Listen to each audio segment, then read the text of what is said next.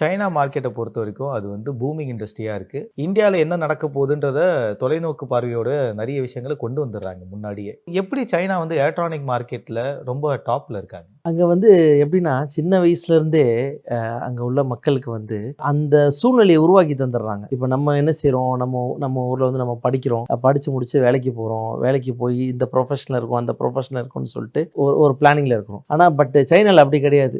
Multiple professional அவங்க உருவாக்கி வச்சு, நீ எந்த ப்ரொஃபஷன் வேணா செலக்ட் பண்ணிக்கலாம். அப்படின்ற மாரி ஒரு சூழ்நிலை அங்க இருக்குது. ஃபார் எக்ஸாம்பிள் வந்து நம்ம வந்து இப்போ சின்ன வயசுல நம்ம யார கேட்டாலும் டாக்டர் ஆகணும், இன்ஜினியர் ஆகணும் அப்படி சொல்லுவோம்.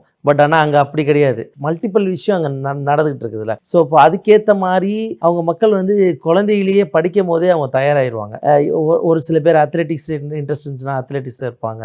ஒரு சயின்டிஸ்ட் ஆகுற மாரி ஒரு பிளானிங்ல இருந்தா அந்த இதில ப்ரொஃபஷனல் சின்ன வயசுலேருந்தே அந்த ஸ்டடீஸ் எல்லாமே ஆரம்பிச்சுருவாங்க. நான் வந்து ஒரு புதுசா ஒண்ணு இன்வென்ஷன் பண்ண போறேன் அப்படின்னா, அதுக்கேத்த மாரி அவங்க அடாப்ட் ஆயிருவாங்க.